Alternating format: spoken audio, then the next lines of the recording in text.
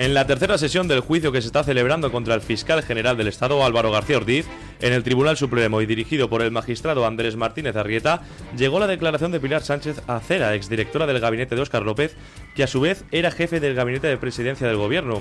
Durante su declaración, Sánchez Acera no recuerda quién le envió el pantallazo del correo del novio de Ayuso y la dirigente socialista niega que se lo remitiera a la Fiscalía y afirma que fue un periodista, aunque no lo identifica. Vamos a ver, si usted me pregunta por el correo del 2 de febrero, que es objeto de la investigación, yo nunca lo recibo. Nunca lo he tenido. No, vamos a llamarlo la imagen A, si no le he preguntado por el correo de la investigación. Vamos a llamar A. Usted le envía una imagen que vamos a llamar A. Deje terminar el testigo. Bueno, yo creo que es importante decir que en ningún momento recibo ni tengo en mi poder el correo del 2 de febrero que está siendo objeto de investigación. Muy bien. Y lo que recibo es una imagen de un documento distinto. ¿Recuerda usted quién se la envía la imagen de la carta? Porque usted se la reenvía. A mí me viene de un medio de comunicación. ¿De cuál? Pues es lo que no puedo recordar. No puede recordar. No puedo recordar. Los medios de comunicación no tienen WhatsApp. Los periodistas sí. Sí. ¿Qué periodista? Bueno, no puedo recordar de qué medio era el periodista que me realiza ese envío.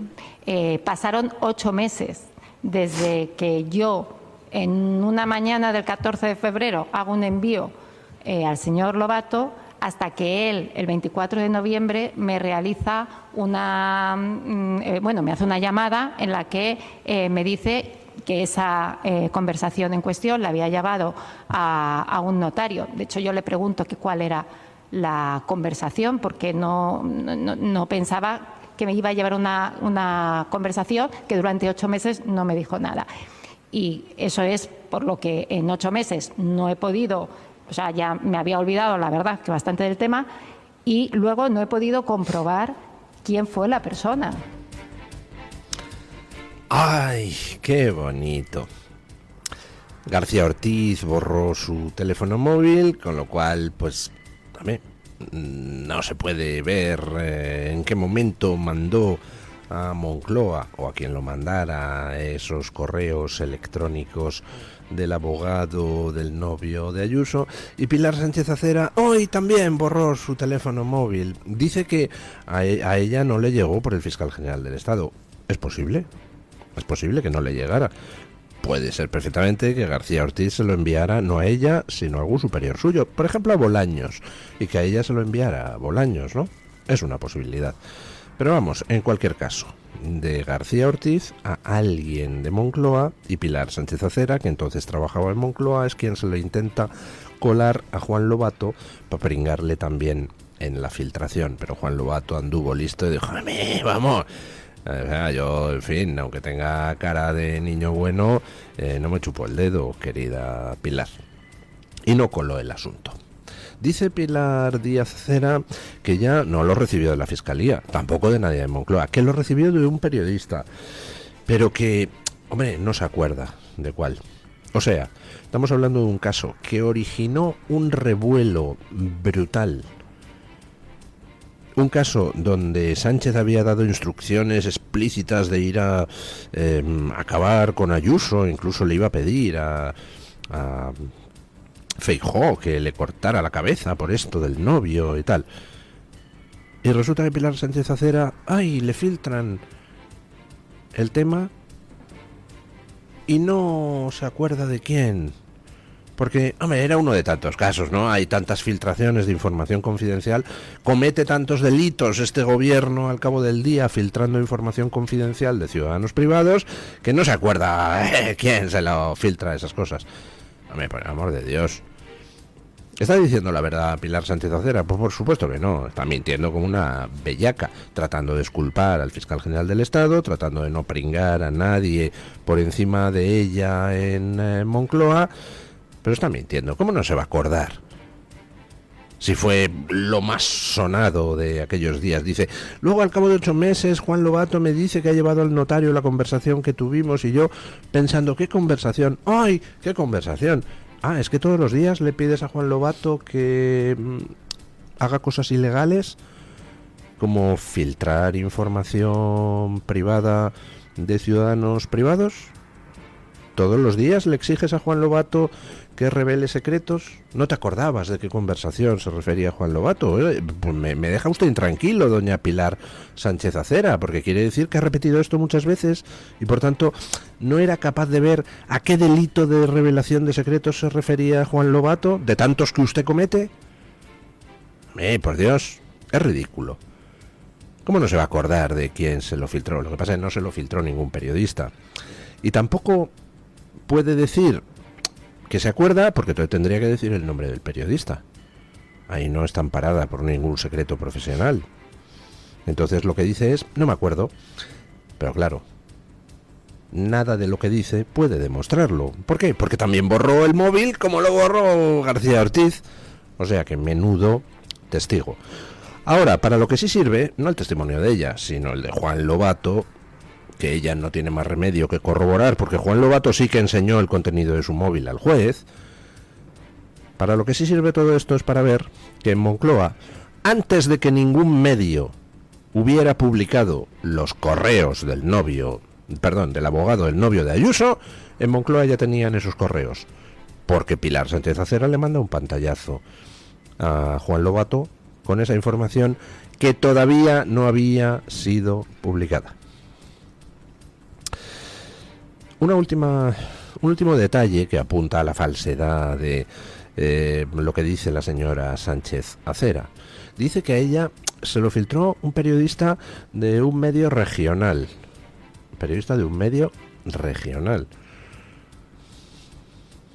¿Qué quiere decir eso? ¿Un periodista de, yo qué sé, la Gaceta de Alcalá de Henares? O sea, que dice doña Pilar que alguien se lo filtró a la Gaceta de Alcalá de Henares en vez del País, El Diario, Público, etcétera. Ya. Caramba. Un último detalle. A Pilar Sánchez Acera le llega ese correo, le llega esa filtración de un periodista del que no se acuerda y al que no puede identificar. ¿Lo comentó con alguien? Ha borrado su correo electrónico, pero no puso en los servidores de Moncloa, en el correo interno, oye, me ha llegado esto con destino a algún superior. Porque de esa manera podría verificarse que efectivamente a ella le había llegado de algún periodista y no de la Fiscalía.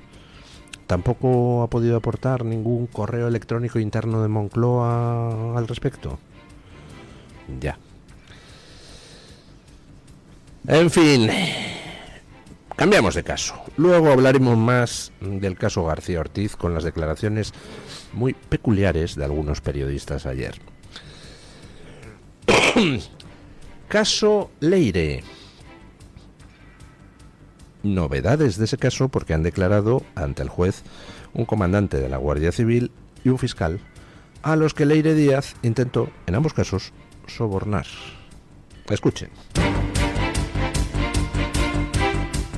El fiscal Ignacio Estampa y el comandante de la Guardia Civil, Rubén Villalba, declararon ante el juez que Leire Díez, la fontanera del Partido Socialista, les hizo ofertas aparentemente delictivas en nombre de Pedro Sánchez y de Santos Cerdán. Ignacio Estampa aseguró que la mujer se presentó como emisora del Partido Socialista y mano derecha del Santos Cerdán, el entonces secretario de organización del Partido Socialista. Villalba declaró que Leire Díez aludió delante de él al número 1 del PSOE y al número 1 del gobierno de forma indistinta, es decir, Pedro Sánchez. Tanto el fiscal como el Guardia Civil aseguran haberse reunido hace varios meses con Leire Díez a petición de esta. Villalba posee incluso imágenes de aquel encuentro celebrado en un bar de Leganés. Además, tanto uno como el otro plasmaron por escrito los supuestos sobornos que les deslizó la exmilitante socialista actualmente investigada por estos tejemanejes con los que habría tratado de conseguir información contra anticorrupción y contra la Guardia Civil. Bueno, pues aquí tenemos la declaración de dos testigos ante el juez diciendo cómo les intentó sobornar Leire Díez, esta fontanera del Partido Socialista. El Partido Socialista intentó inicialmente desvincularse de la fontanera, diciendo que esto era la típica pirada que va por ahí presumiendo de contactos y ofreciendo cosas como si estuviera en su mano cuando no estaba en su mano. Una pequeña Nicolasa llegó a salir en algún medio pronunciado eso por algún opinador próximo al gobierno. Esta es una pirada de las que va presumiendo de contactos que no tiene. Pequeña Nicolasa. Lo que pasa es que, claro, ese discurso se vino abajo en cuanto empezaron a salir datos. Por ejemplo, que esta señora ha sido concejal socialista en un pueblo de Cantabria, no recuerdo cuál. Que esta señora fue nombrada por el Partido Socialista para formar parte del Consejo de Administración de una empresa privada que posteriormente recibió, en fin, concesiones por parte de administraciones públicas controladas por el Partido Socialista. Esta señora fue nombrada para la Empresa Nacional del Uranio, a cobrar ahí como tantos militantes socialistas. Esta señora fue nombrada para un puesto en Correos, cuando estaba dirigido por el amigo íntimo de Pedro Sánchez que lo llevó a la quiebra más negra. Esta señora fue después puesta en otro puesto dentro de Correos. Esta señora ha sido fotografiada entrando y saliendo de Ferraz. Y esta señora, por último, ha estado utilizando un despacho que, hete aquí, que pertenecía a Gaspar Zarrías, ese cuadrúmano socialista que pues estaba en todos los tejemanejes de guarrerías corruptas de la Junta de Andalucía socialista. Por tanto, de pequeña Nicolasa nada. Esta señora era alguien que hacía trabajos, pues hombre, no muy elegantes para el Partido Socialista. Un dato más es que en esos trabajos estaba acompañada de un abogado, Jacobo Teijelo, que hete aquí, que es el abogado que el Partido Socialista ha puesto para controlar a Ábalos. Vamos, que de pequeña Nicolasa, nada de nada. Era una fontanera del Partido Socialista, y el problema es que esta fontanera, como acaban de declarar dos testigos, pues ofrecía sobornos. Oye, pues tal, si me das información guarra sobre la UCO y sobre la Fiscalía Anticorrupción, pues entonces te consigo un puesto en no sé dónde, o consigo un trato de favor de la Fiscalía hacia ti. Ofrecía esos sobornos invocando los nombres de Sánchez y de Cerdán. Con lo cual, pues vamos a ver cómo se desarrolla el caso Leire Díez. Pero, desde luego, se abre una nueva vía para tirar hacia arriba, hacia quien en el fondo pues es el epicentro de todas las corrupciones y que se llama Pedro Sánchez, también conocido como el Galgo de Paiporta. Bueno, hemos hablado del caso García Ortiz, hemos hablado del caso Begoña, hemos hablado del caso Leire.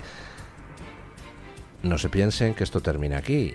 Vamos con el caso del hermanísimo, hay novedades. El hermano del presidente del gobierno, David Sánchez Pérez Castejón, ya espera fecha al juicio. La juez Beatriz Viedma cierra la instrucción y la envía a la audiencia provincial.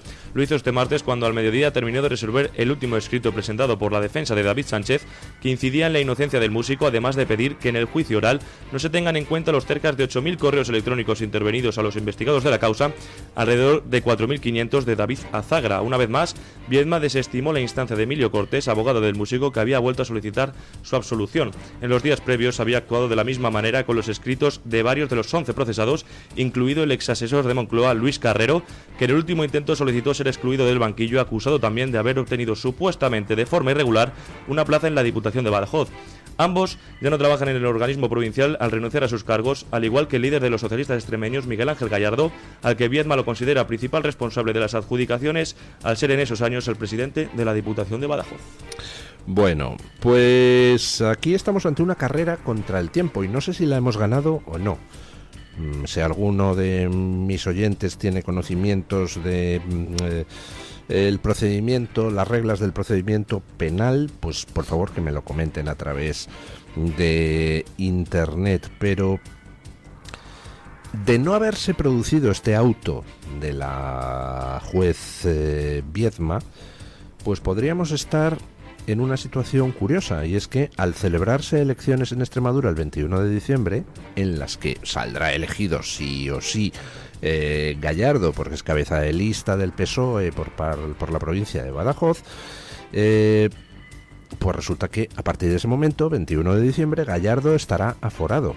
y aforado con todas las de la ley, elegido por la ciudadanía, no la guarrería que intentó hacer y que el tribunal le echó abajo por fraude de ley, que fue lo de hacer que dimitieran 5 de los que estaban delante suyo en la lista, delante de él en la lista electoral, con el fin de aforarse. El tribunal dijo: chico, te has pasado 3 pueblos, esto es un fraude, y no le admitió el aforamiento. Pero a partir del 21 de diciembre va a ser elegido diputado para la Asamblea de Extremadura con todas las de la ley, con lo cual a partir de ese momento está aforado. Así que, si la juez Viedma no hubiera emitido este auto ayer, ya dando por finalizada la instrucción, automáticamente el caso pasaría al Tribunal Superior de Justicia de Extremadura por estar aforado Gallardo, ahora sí, en condiciones.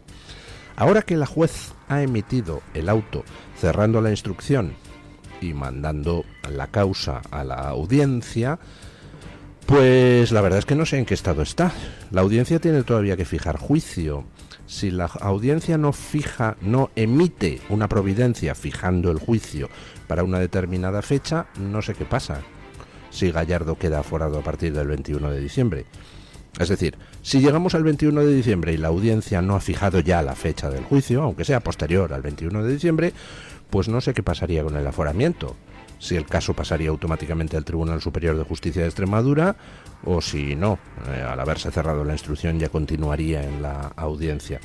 Si alguno de los oyentes tiene información sobre qué pasa en este caso, en caso de que la audiencia no emita la providencia fijando la fecha del juicio, emita la providencia antes del 21 de noviembre fijando la fecha del juicio, pues por favor que me lo haga llegar por internet, porque tengo esa duda.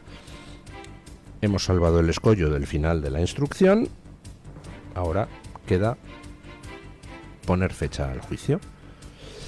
Bueno, Extremadura es el lugar donde tenemos unas elecciones que, además de aforar a Gallardo ya con todas las de la ley, pues van a significar que tendremos un panorama político, supongo que distinto del que tenemos ahora. Recordemos que en Extremadura el panorama político hasta ahora era el siguiente: ganó las elecciones el Partido Socialista, por muy poquito, pero las ganó. Después quedó el Partido Popular y después Vox. Gracias a Vox gobierna el Partido Popular a pesar de haber perdido las elecciones. Ahora ya no va a ser así. A partir del 21 de diciembre, a no ser que, yo que sé, pasara un cataclismo, lo que va a pasar es que Vox sale muy reforzado, el Partido Popular parece, según las encuestas, que también sube un poco, no llega a la mayoría absoluta, pero ya quedaría por delante de un PSOE que pues no tiene el mejor candidato, ¿verdad? Tener como candidato a un tío que va camino del banquillo, pues no parece muy normal. Con lo cual nos encontraremos con una Guardiola que ganará ahora sí las elecciones, pero sin mayoría absoluta, y otra vez dependerá de los votos de Vox o del PSOE, no sé, con quien quiera ella pactar. Y lógicamente Sánchez pues intentará que el PSOE saque el mejor resultado posible, y tenía un mitin allí en Extremadura, pero ha suspendido el mitin. Escuchen. Pedro Sánchez suspende un mitin en Extremadura tras la filtración de un vídeo que evidencia la división interna del Partido Socialista Extremeño. En pleno revuelo por el vídeo publicado por El Mundo, donde el Comité Regional de los Socialistas Extremeños se le pidió por parte del sector crítico encabezado por Miguel Ángel Morales, presidente de la Diputación de Cáceres, que renunciara a ser la cabeza de cartel para las elecciones del 21 de diciembre en Extremadura, el PSOE ha decidido aplazar el acto público previsto en un hotel de Mérida. El Partido Socialista Extremeño ha informado diciendo: pedimos disculpas a las personas que ya estaban en camino y rogamos máxima precaución a la ciudadanía extremeña. Además, el partido ha señalado que el comité electoral ha tomado esta decisión para evitar desplazamientos de las personas que tenían previsto acudir al acto desde diferentes puntos de Extremadura, y han añadido que el aplazamiento se ha adoptado teniendo en cuenta que la Agencia Estatal de Meteorología mantiene los avisos por lluvias y tormentas. Es verdad, está habiendo en partes de Extremadura unas lluvias enormes. Y esa es la razón que el Partido Socialista ha dado para suspender el mitin de Sánchez en Mérida. Mérida, ese sitio con un alcalde, pues yo no diría que sanchista, diría que ultra sanchista, mega facho sanchista. Bueno, esa es la razón oficial que da el PSOE, pero lo cierto es que coincide con un revuelo que se ha montado después de que alguien filtrara a El Mundo un vídeo interno del Partido Socialista donde se ve la reunión donde se discutió el candidato para estas elecciones extremeñas, candidato que va a ser Gallardo, el tío que va camino del banquillo. Gallardo, que es de Badajoz, ha sido o sigue siendo, no, ha sido, creo, presidente de la Diputación de Badajoz y es el líder del PSOE extremeño.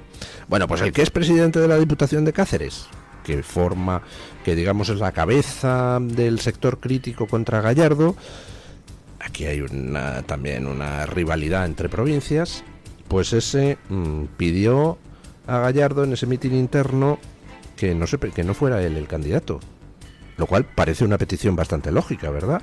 ¿Cómo vas a presentar como candidato a un tío que se te va a sentar en el banquillo dentro de 3 minutos?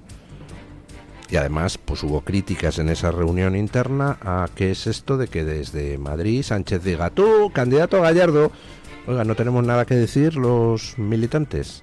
Pues no tienen nada que decir. En el PSOE manda Pedro Sánchez. Y a callar todo el mundo. Bueno, el caso es que el mundo filtró eso y después se conoció que Sánchez cancelaba el mitin de Mérida alegando las inclemencias meteorológicas. Puede ser efectivamente que la única razón sean las inclemencias meteorológicas. Puede ser. Pero lo cierto es que la visita de Sánchez a Extremadura pues no se produce en un momento especialmente dulce para un partido al que, por supuesto, todas las cacicadas y todas las corrupciones, todas las cacicadas de Sánchez y las corrupciones que rodean a Sánchez, pues está abriendo en canal. A Sánchez al final pues le vamos a tener que agradecer que para cuando se vaya el Partido Socialista estará camino de la desaparición electoral, igual que en el resto de Europa. El Partido Socialista es ya una anomalía histórica. Somos casi el único país donde resiste. Desde luego somos el único grande donde resiste. Hasta en el Reino Unido ya está el Partido Laborista, el equivalente al PSOE allí, tercero en las encuestas. Y ojo, que a lo mejor le sobrepasan los verdes. Bueno, les hablábamos en el bloque anterior de esa macromanifestación que han convocado los agricultores europeos en Bruselas para protestar ante la Comisión, porque la Comisión sigue adelante con la estafa climática.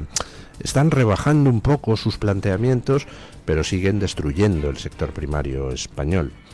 Y no solo el sector primario, también el sector industrial, todos esos objetivos de para el año no sé qué, tenemos que reducir las emisiones en un 200.000, 400%. Todo ese tipo de basura, toda esa estafa que a algunos les está haciendo millonarios, pues tiene, de cara a la población en general, un efecto absolutamente letal. Están matando la industria europea. Y el sector primario europeo, y el sector energético europeo. Están acabando con la economía de Europa.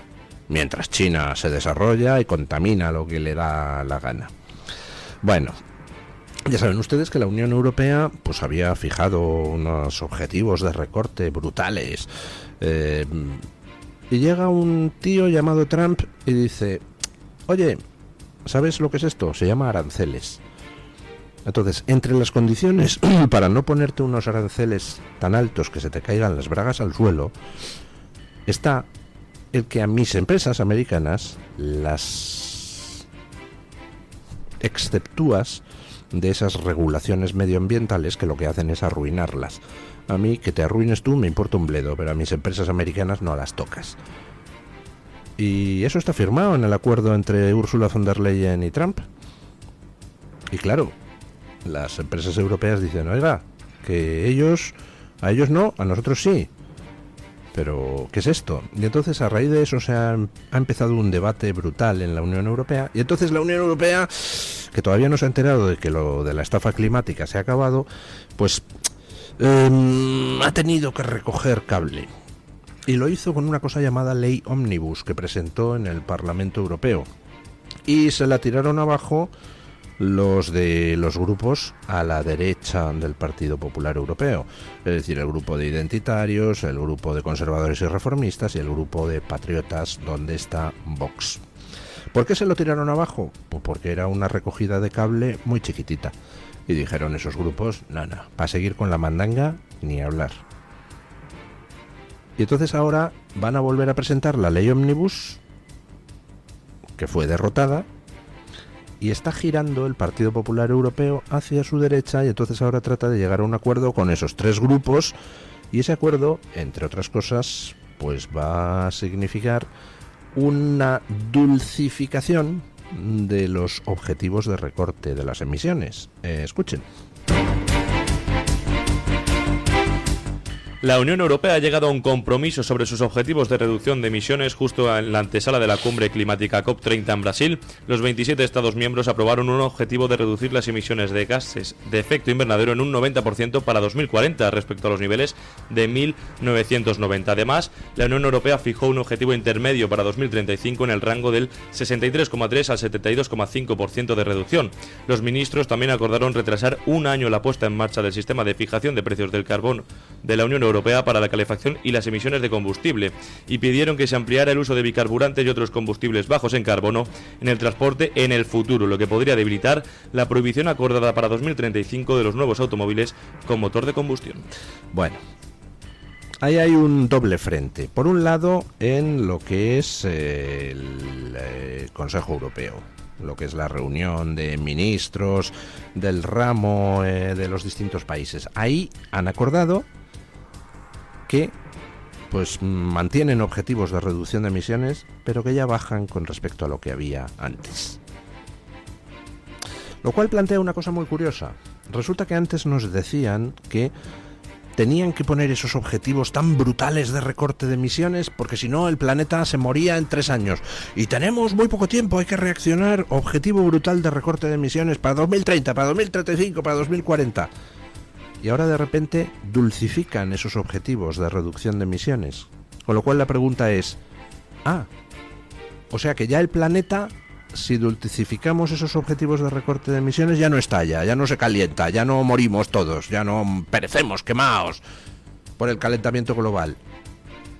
Entonces, ¿por qué no los pusiste más dulces esos objetivos desde el principio? Si no había esa amenaza al planeta. Si el planeta no va a estallar porque pongas unos objetivos menos ambiciosos, ¿por qué los pusiste más ambiciosos desde el principio? Si no hacían falta. Porque el planeta no va a estallar sin ellos. ¿Se dan ustedes cuenta de la estafa? Han estado utilizando el miedo de la gente para destruir la economía europea. La pregunta es al servicio de quién, pero vamos, tampoco hace falta ser muy listo. Basta con mirar hacia Pekín, basta con mirar hacia Moscú, basta con mirar hacia Marruecos, basta con mirar hacia Qatar. Ya uno sabe al servicio de quién se está jugando a destruir la economía europea. Y ahora, pues los ministros de la Unión, ya con varios países que se descuelgan del asunto, ya dulcifican los objetivos. Y mientras tanto, en paralelo, en el Parlamento Europeo pasa lo que les comentaba antes, esa ley Omnibus con la que se pretendía dulcificar los requisitos para las empresas, los requisitos climáticos, etcétera. Pues ahora el Partido Popular Europeo intenta volverla a sacar adelante y ya mirando hacia su derecha. Ya está lanzando Weber, que es el jefe del Partido Popular Europeo, cables a los de Abascal, a los de Abascal, a Meloni, a los de la AfD, para tratar de sacar una versión dulcificada. Bueno, no va a ser suficiente. Toda la política climática de la Unión Europea hay que volarla en pedazos. Está destruyendo la economía europea, está haciéndonos más pobres y al servicio de dictaduras totalitarias o islamistas. Así que todo eso hay que dinamitarlo, pero quedémonos con la parte buena. Y es que el Partido Popular Europeo le está viendo las orejas al lobo y está empezando a mirar hacia su derecha y a lo mejor resulta que tenemos giro de 180 grados en algún momento. Por lo pronto, saludemos las intenciones de corregir un poquito el rumbo. No es suficiente, hay que girar 180 grados, pero bueno, a los niños se les enseña poquito a poquito, no puedes esperar que los niños aprendan integrales sin antes enseñarles a sumar y esas cosas.